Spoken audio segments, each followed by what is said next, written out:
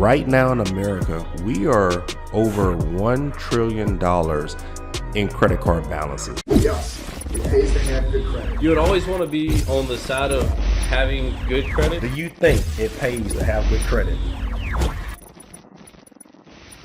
So I believe the average amount of card balances people have per household is anywhere between $6,000 and $7,000. Now, of course, clearly, there's many people here in America that have way bigger balances than that. I've came across people that have $30,000 in unpaid balances, 50 grand in unpaid balances.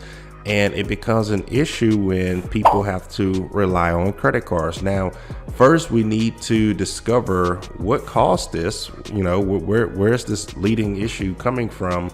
And a lot of times it just comes down to people using credit to pay for things and not expect the worst. A lot of times people lose a job, they have to rely on credit cards, unexpected emergency comes around and they didn't have any money saved up. So there's a reason why these people got in this position to start with. Now, there is the argument where people are going to say, don't use credit. It's a big scam because it's just going to put you in the hole. While that is, true eventually, that it could hurt you if you don't plan right. But majority of these issues mainly come from people that plan poorly, and it's almost impossible to know where you're going to be in the future. However, you should at least plan for the worst case scenario before you borrow money. That is true. So you don't just go out and get a credit card for $5,000 and just max it out, and you don't have $5 grand in the bank to pay it off if something were to happen tomorrow. You go to work and they fire you or you get laid off. How are you going to pay off this $5,000 credit card? So these are the people that, get in these bad situations. And, there's a lot of people that's in the industry to teach people how to pay off their credit cards or get out of debt or, stuff like that. And they say, never use credit again. Credit can be a good tool to use to your advantage if you plan correctly. Now, it is a risk because you have to pay it back, but anything in life is a risk. If you save your money forever, there can be a risk to where you could have bought something right now today much cheaper than you could have bought it in 20 years from now for real estate, for example. So I come across a lot of people who are trying to get their credit in shape to use that to leverage real estate. So again, this person was looking at a property right now and it's $400,000 to buy. They were to just save their money for years and years and years and years, they would have missed out on this property. And now 20 years later, when they save up 400 grand, this property is now $900,000. So it's a risk regardless how you do it. Now, there's a safer way and a more risky way, but at the end of the day, everything in life is a risk. But going back to it, the main point of this episode is, should you open up a new account to pay off your current accounts? Yes, there's lots of companies out there today that are advertising, hey, you have 20 grand in credit card balances, get a $20,000 loan through us and you're no longer going to be in $20,000 of credit card debt. I just think that's kind of crazy. At the end of the day, 20 grand is 20 grand. You still owe 20 grand. Now, the only way I would agree with that is if the interest or the repayment amount is less than what you're currently going to pay if you were to just keep the current accounts that you have right now open. So let's just say you have $10,000 in credit cards, right? And over time, you're going to be paying back, 25 grand, who knows? Or the interest on those is 27%. So let's just say you come across this loan company that can give you 20 grand or not 20 grand, 10 grand. And, their interest may be 7%. Now, in that case, yes, go with the lower interest amount possible. Now, if your issue with paying off your current accounts is mainly due to cash flow reasons, meaning you don't have the extra funds after all of your bills are paid and done. You don't have the extra funds to live. You don't have anything extra to put towards your current bills, and it just seems like it's just going to take 17 years to pay off. Well, if that's the case, you may want to watch that, because a monthly payment on a loan is going to be much higher than a credit card payment. So you have 10 grand in credit cards, the minimum payment may be, you know, 80 bucks, 100 bucks, something like that. You don't want to go out and get a loan, and this loan is costing you $500 a month. So, you know, you're kind of putting yourself in a big bind when you go to look at a loan to pay off credit cards or multiple loans or whatever the case is. So it's two things going on here. One, is the interest going to be cheaper?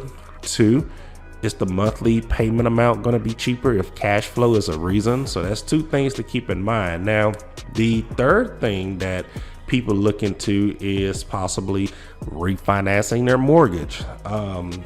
I don't think that's really a good idea, because when you go to refinance your mortgage, again, that goes back to the cash flow purpose of this, you know. So you go out and refinance your mortgage 10 grand more, or you take out 10 grand of a, you know, home line of equity, your monthly payment on that is going to be much more. So it's multiple things to look at when it comes to, you know, applying for a new account to pay off current accounts.